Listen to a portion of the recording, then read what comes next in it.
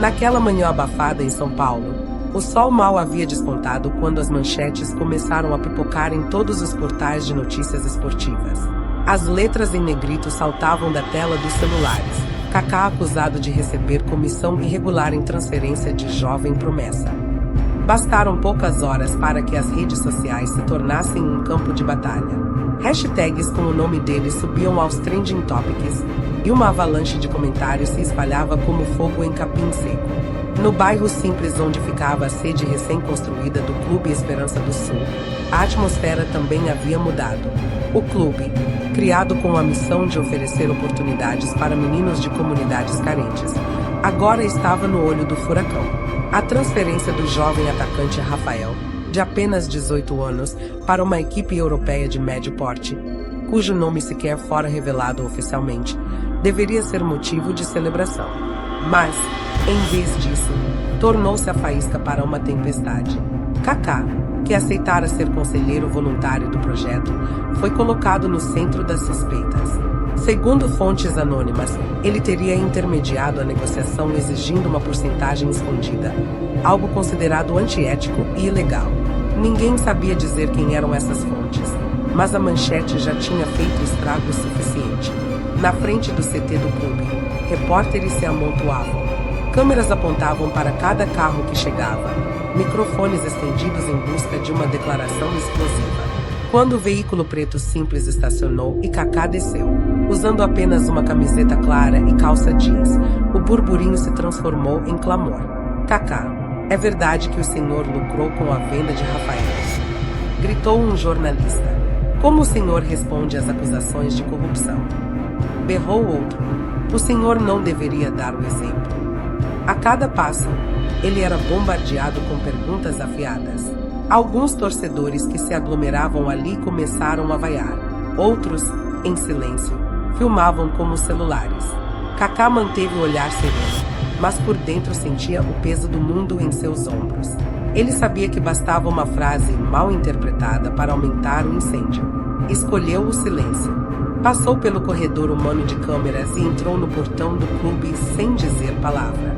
Lá dentro, o clima não era diferente. Jogadores jovens cochichavam entre si, divididos entre incredulidade e medo. O diretor do clube, seu amigo de longa data, o abraçou rapidamente e sussurrou: "Aguenta firme. Isso vai passar, Kaká." Mas ele percebia nos olhos do amigo a dúvida silenciosa: e se for verdade? Enquanto isso, nas rádios esportivas, comentaristas discutiam acaloradamente. Alguns defendiam a história de Kaká, relembrando sua trajetória limpa dentro e fora dos gramados. Outros, mais cínicos, afirmavam que ninguém é santo e que aquela poderia ser a primeira máscara a cair. No vestiário, Rafael, o garoto recém-transferido, assistia à cobertura em seu celular. Seu coração doía. Ele sabia que Kaká tinha sido como um irmão mais velho, o único que o encorajava a estudar inglês, o que lhe pagava aulas particulares sem nunca falar nada para ninguém. Queria gritar a verdade, mas os dirigentes pediram silêncio absoluto. Qualquer declaração precipitada poderia comprometer a negociação internacional. Do lado de fora, um grupo de torcedores pintava faixas improvisadas: traidor, vergonha, devolva o dinheiro. O contraste era cruel. Kaká, que dedicava seus dias a ensinar valores, agora era retratado como vilão. Naquela noite, ao voltar para casa, ele encontrou sua mãe aflita diante da televisão. "Filho, por que não fala nada?" perguntou ela, quase chorando. "Estão te massacrando." Kaká segurou suas mãos e respondeu com calma: "Mãe, a verdade sempre encontra o caminho. Não preciso gritar agora." Mas ao fechar a porta do quarto, sozinho, deixou que o peso da injustiça caísse sobre si. As mensagens em seu celular eram uma mistura de apoio tímido e ataques ferozes. Decepcionante, mais um hipócrita. Sabia que era bom demais para ser verdade. As palavras cortavam fundo, porque vinham de pessoas que, até ontem, o chamavam de exemplo. No dia seguinte, a tempestade ganhou um novo fôlego. Um programa de TV sensacionalista exibiu um gráfico mostrando supostas cifras que Kaká teria recebido. A imagem circulou por todo o país, mesmo sem provas concretas. No café da manhã, ele ouviu vizinhos comentando na padaria. É sempre assim. No começo todo mundo finge ser bom, depois mostra a verdadeira cara. Kaká respirou fundo. Ele sabia que não podia se deixar abater. Havia dezenas de meninos esperando por ele no treino daquela tarde, garotos que não tinham nada a ver com fofocas ou interesses escusos. Para eles, a presença dele era mais que técnica, era inspiração. Chegou ao campo mais cedo, como sempre fazia. Enquanto os jovens corriam e riam, ele os observava com um misto de tristeza e esperança. A inocência deles era combustível para seguir em frente.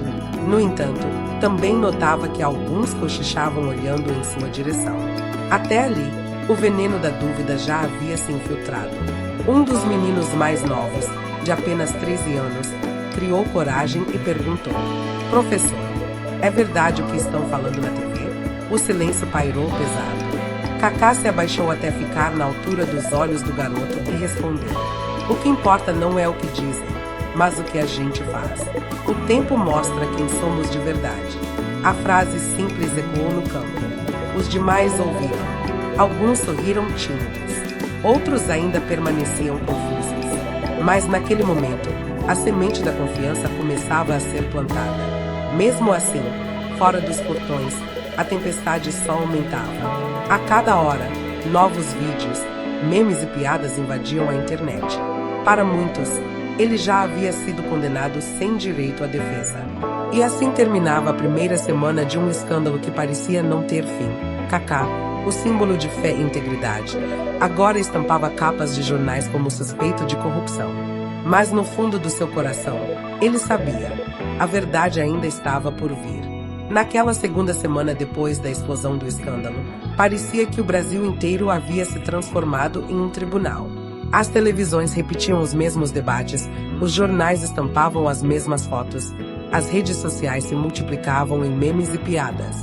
Cada esquina, cada padaria, cada estação de ônibus tinha alguém comentando o caso de Kaká e a suposta comissão na transferência de Rafael. Era como se uma sombra pesada tivesse coberto a cidade.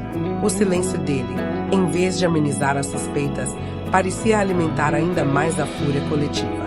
Quem cala, consente, diziam os apresentadores em tom acusador, como se a ausência de resposta fosse prova de culpa. Apesar da pressão sufocante, Kaká não mudava sua rotina. Acordava cedo, levava os filhos à escola e seguia direto para o centro de treinamento do Clube Esperança do Sul.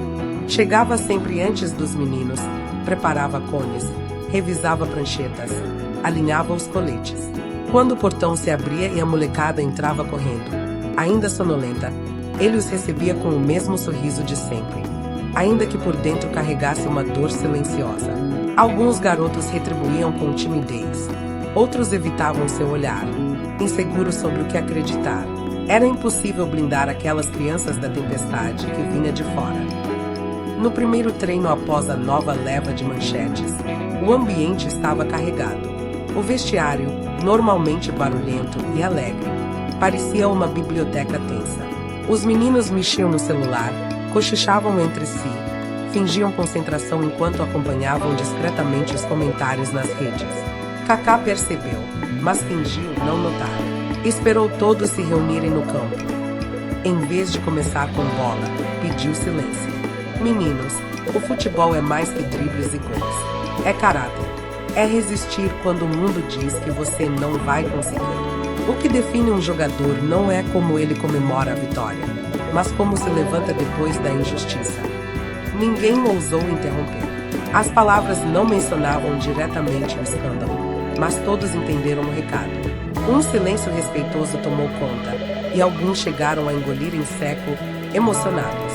Fora do campo, a realidade era outra. Os patrocinadores começaram a pressionar a diretoria, ameaçando suspender apoio se a imagem do clube não fosse protegida. Alguns dirigentes chegaram a sugerir, em reuniões a portas fechadas, que Kaká se afastasse temporariamente. Ele ouvia, respirava fundo e respondia apenas: "Não vou abandonar esses meninos agora." Sabia que aquela decisão poderia custar caro, mas não suportava a ideia de largar os garotos justamente no momento em que mais precisavam de alguém para mostrar firmeza. Em casa, O peso da situação se tornava ainda mais cruel. A esposa recebia mensagens ofensivas nas redes sociais, anônimos que destilavam ódio gratuito. Os filhos, pequenos demais para compreender, começaram a sofrer na escola. Uma tarde, o mais novo voltou para casa chorando. Papai, é verdade que você roubou dinheiro? Perguntou com inocência dolorosa. Kaká sentiu o chão se abrir sob seus pés. Ajoelhou-se diante do filho. Com lágrimas nos olhos, respondeu: Não, filho. Papai nunca pegaria nada que não fosse dele. Mas às vezes, quando fazemos o certo, as pessoas ainda assim não acreditam. Abraçou com força, tentando transmitir segurança enquanto por dentro se despedaçava. Rafael, o garoto transferido para a Europa, vivia seu próprio tormento. Tentava se adaptar à nova rotina de treinos intensos, mas à noite encarava o teto do quarto sem conseguir dormir. Sabia da verdade, sabia quem havia bancado seu curso de inglês, suas chuteiras, até a passagem de ônibus quando a família não tinha R$1 no bolso. Queria gritar isso para o mundo, mas era pressionado por dirigentes e empresários a ficar em silêncio. Se falar agora, vai se queimar. Concentre-se no futebol, diziam. Ele obedecia, mas o coração ardia em culpa a cada notícia que via pela internet. Enquanto isso, alguns amigos próximos de Kaká insistiam. Dá uma coletiva, mostra documentos, prova que não recebeu nada. Outro ex-companheiro de seleção ligou para ele e disse: o silêncio só piora as coisas. Kaká agradecia, mas mantinha a mesma convicção. Não adianta gritar mais alto que a mentira. Prefiro gastar energia com os meninos. Quem quiser acreditar, vai acreditar quando chegar a hora. Era uma lógica quase ingênua para os tempos de hoje, em que a opinião pública exige respostas instantâneas. Mas era fiel à sua essência, confiar que a verdade não precisa ser apressada. Um episódio marcante aconteceu numa tarde chuvosa. Durante o treino, um grupo de torcedores apareceu no alambrado e começou a gritar insultos. Vendido. Safado. Tá roubando o sonho desses moleques. Os meninos pararam, assustados. O auxiliar técnico correu para chamar segurança, mas Kaká levantou a mão pedindo calma. Aproximou-se do alambrado, debaixo da chuva fina, e ficou ali parado, apenas olhando nos olhos dos homens que o xingavam. Não disse nada. O silêncio, carregado de firmeza, foi desconcertante. Aos poucos, as vozes foram se apagando, como se não houvesse sentido continuar atacando alguém que não reagia. Quando voltou para o centro do campo, disse aos garotos: vocês viram o que aconteceu? A gente não vence com gritos. Vence com disciplina, com jogo limpo. O mundo pode duvidar de vocês, mas nunca deixem de acreditar em si mesmos. Aquelas palavras, mais que qualquer explicação pública, cravaram-se no coração dos meninos. Mesmo assim, a pressão não parava. A cada nova reportagem, novas teorias surgiam. Um programa sensacionalista chegou a exibir gráficos coloridos, inventando valores que supostamente Kaká teria embolsado. A imagem circulou como se fosse verdade absoluta. Em padarias, motoristas de ônibus, cabeleireiros, todos comentavam como se tivessem provas. Kaká se tornará vilão nacional da noite para o dia. E a dor de ser julgado injustamente era imensa. Mas, em vez de buscar briga, ele encontrava refúgio no campo. Ali, ao lado dos meninos, ainda existia algo puro. Veio então o amistoso beneficente, marcado antes do escândalo, mas agora transformado em teste de fogo. O estádio estava cheio. Quando Kaká entrou em campo, a arquibancada explodiu em uma mistura de vaias e aplausos. O som era ensurdecedor, um retrato do país dividido entre quem acreditava e quem desconfiava. Ele caminhou tranquilo, cumprimentou cada criança mascote e manteve o olhar sereno. Não buscava protagonismo, apenas jogo limpo. Durante a partida, distribuiu passes, orientou os mais jovens, deixou que eles brilhassem. Num lance bonito, um garoto do projeto marcou um gol e correu direto para abraçá-lo. As câmeras registraram o gesto espontâneo, e por alguns instantes, milhões de telespectadores viram a imagem de um menino abraçando quem considerava mestre, sem sombra de dúvida. Foi um silêncio simbólico, um recado que nenhuma coletiva de imprensa poderia dar. Naquela noite, ao chegar em casa exausto, Kaká abriu a Bíblia que mantinha ao lado da cama. Leu em voz baixa: Bem-aventurados os perseguidos por causa da justiça, porque deles é o reino dos céus. Fechou os olhos, respirou fundo e deixou que aquelas palavras o acalmassem. Sabia que a batalha ainda estava longe do fim. O país continuava o condenando, os patrocinadores ameaçavam sair, dirigentes pressionavam, amigos pediam explicações. Mas dentro dele, uma chama permanecia acesa, a convicção de que não precisava vencer o barulho da mentira no grito. Bastava resistir, porque a verdade, cedo ou tarde, sempre encontra o caminho. E assim passavam-se os dias, com o mundo lá fora gritando contra ele, e ele respondendo com silêncio, disciplina e trabalho. Para muitos, parecia loucura. Para os meninos do clube, parecia coragem. E para Kaká, era simplesmente a única forma de permanecer fiel a quem sempre foi. As semanas se arrastavam como um fardo pesado, e parecia que a tempestade não teria fim.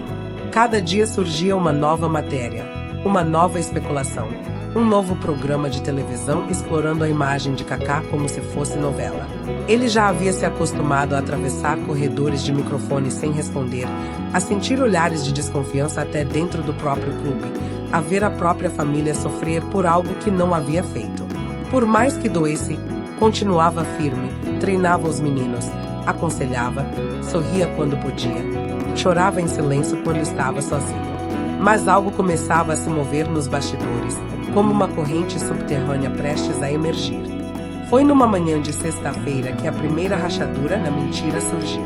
Um pequeno blog esportivo, quase desconhecido, publicou uma reportagem investigativa. O título não era escandaloso, mas intrigava: as contradições no caso Kaká e a transferência de Rafael. O texto detalhava que não havia provas documentais de que Kaká tivesse recebido qualquer valor, e que os supostos depoimentos anônimos tinham origem duvidosa. A reportagem não ganhou muito destaque de início, mas chamou a atenção de um grupo de jornalistas independentes que decidiu cavar mais fundo. Nos dias seguintes, novas informações começaram a vazar. Documentos internos do Clube Esperança do Sul mostravam claramente que os valores da transferência foram repassados integralmente para o caixa do clube e para a família de Rafael. Não havia menção a Kaká em nenhuma linha, em nenhuma cláusula. Mais que isso, registros bancários obtidos legalmente demonstravam que ele havia, na verdade, feito depósitos pessoais para custear parte do processo de mudança do garoto. Os comprovantes estavam lá, frios e incontestáveis. Ele não só não lucrou, como havia gasto do próprio bolso. A notícia correu rápido entre jornalistas sérios. Era impossível ignorar. Um renomado repórter de um grande jornal decidiu publicar uma matéria de capa no domingo. Kaká, de acusado a benfeitor. A verdade sobre a transferência de Rafael. O texto era longo, detalhado, acompanhado de documentos, entrevistas com testemunhas e até declarações de funcionários simples do clube que confirmavam que Kaká jamais se envolvera em questões financeiras. Pelo contrário, era o primeiro a chegar, o último a sair, sempre preocupado em formar caráter antes de formar craques. A matéria caiu como uma bomba. Nas redes sociais, a hashtag mudou de tom. Muitos começaram a compartilhar trechos da reportagem com frases como "perdoa, Kaká, fomos injustos, exemplo de dignidade". Outros, envergonhados, deletavam antigas postagens em que o chamavam de traidor. Mas a ferida ainda doía. A reputação dele havia sido arranhada e o estrago não desapareceria de um dia para o outro. No entanto, o mais surpreendente ainda estava por vir. Uma gravação em áudio foi vazada para a imprensa. Nela, um dos dirigentes do clube, um homem ambicioso e ressentido pela popularidade de Kaká, admitia a outro interlocutor que havia incentivado boatos para minar a imagem do ex-jogador. Sua voz era clara, impossível de negar. O plano era simples: manchar a reputação de Kaká para que ele perdesse espaço dentro do clube. Assim, abrir caminho para interesses pessoais. Quando a gravação foi divulgada, não havia mais dúvidas. O verdadeiro responsável pelo escândalo estava exposto. A reação foi imediata. O dirigente foi afastado, a imprensa pediu desculpas públicas e programas de televisão dedicaram horas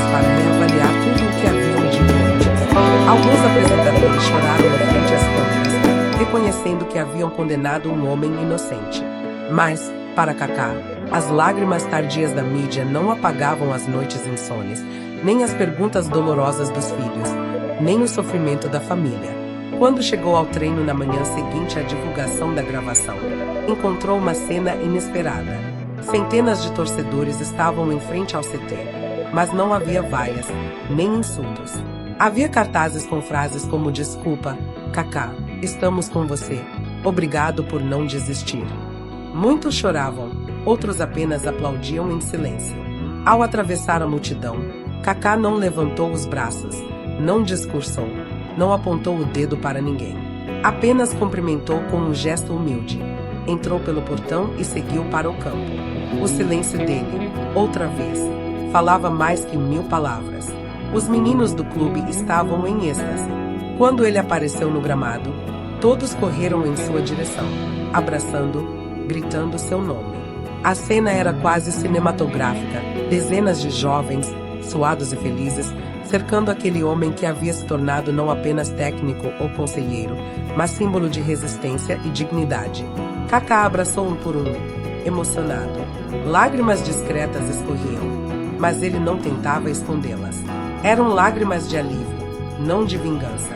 No fim do treino, um dos garotos levantou a mão e disse, com voz firme, "Professor, a gente nunca devia ter duvidado. O Senhor nos ensinou que o tempo mostra quem a gente é." E o tempo mostrou. Todos bateram palmas. Kaká sorriu, mas respondeu com simplicidade, "Eu também aprendi com vocês. Aprendi que vale a pena resistir, mesmo quando tudo parece perdido." Naquela noite, novamente em casa, Kaká sentou-se no sofá ao lado da esposa. Ela olhou para ele com ternura e disse, "Eu sabia, sempre soube." Ele apertou sua mão e ficou em silêncio, deixando que a calma daquela frase se espalhasse pelo ambiente. No celular, mensagens de desculpas se acumulavam. Colegas antigos, jornalistas, torcedores. Alguns eram sinceros, outros apenas oportunistas. Ele lia, mas não guardava rancor. Sabia que o perdão era mais libertador que a vingança.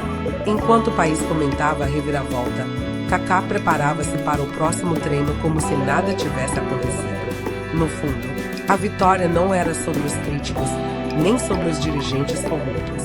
A vitória era sobre si mesmo, sobre a tentação de ceder ao ódio e se perder no caminho.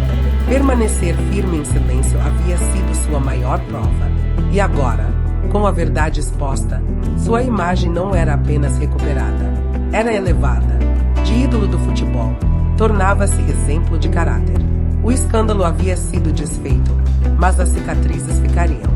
E talvez fosse melhor assim, pensava ele, porque cada cicatriz lembrava que a justiça tarda, mas não falha, e que a dignidade, quando cultivada com paciência, acaba sempre florescendo, mesmo em meio ao solo mais árido de calúnias e mentiras. O sol daquela tarde parecia brilhar diferente no céu de São Paulo. Depois de semanas de turbulência, o clima finalmente mudava. O amistoso festivo do Clube Esperança do Sul havia sido marcado muito antes de todo o escândalo, mas agora carregava um significado novo. Seria o primeiro grande evento desde que a verdade sobre Kaká havia sido revelada. O estádio modesto estava lotado, arquibancadas coloridas com famílias, crianças, bandeiras improvisadas e um mar de celulares prontos para registrar cada instante. A expectativa era imensa, e todos sabiam que algo especial estava prestes a acontecer. Quando os jogadores entraram em campo, o público explodiu em aplausos. Mas o momento mais aguardado era a presença de Rafael, o jovem atacante que, poucas semanas antes, havia sido transferido para a Europa. Ele havia conseguido uma breve pausa em sua agenda para voltar ao Brasil e participar da festa. Para muitos, era apenas uma celebração simbólica. Para Kaká, era mais uma oportunidade de estar com os meninos que ajudaram a formar. Mas ninguém imaginava o que estava por vir. O apito inicial marcou o começo de uma partida leve, alegre, onde a técnica se misturava com a emoção. Crianças entravam em campo durante os intervalos, os torcedores aplaudiam cada jogada, e a atmosfera era de pura celebração. Kaká, já aposentado dos gramados, acompanhava da lateral, dando instruções, sorrindo, vibrando como um pai orgulhoso. De vez em quando, seu nome era gritado em coro pela arquibancada, mas ele mantinha a humildade, gesticulando para que todos apoiassem os garotos. Foi então, no intervalo do jogo, que Rafael tomou a iniciativa. Pegou o microfone que estava reservado para os anúncios e caminhou até o círculo central do campo. O estádio inteiro silenciou. A câmera oficial o acompanhava, e sua imagem apareceu nos telões improvisados. Ele respirou fundo, com o coração acelerado, e começou a falar. Boa tarde a todos. Eu sei que vocês vieram aqui para assistir a um jogo, mas eu preciso dizer algo que guardei por muito tempo. Preciso falar sobre o homem que está ali na lateral, que muitos de vocês chamam de Kaká, mas que para mim é mais que um ídolo. É como um irmão mais velho. O público reagiu com murmúrios de surpresa. Rafael continuou. Quando eu não tinha chuteira, foi ele quem comprou. Quando eu não tinha dinheiro para o ônibus, foi ele quem pagou.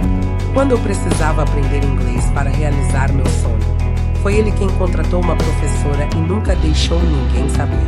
Quando chegou a hora de ir para a Europa, minha mãe não podia me acompanhar porque não tínhamos condições.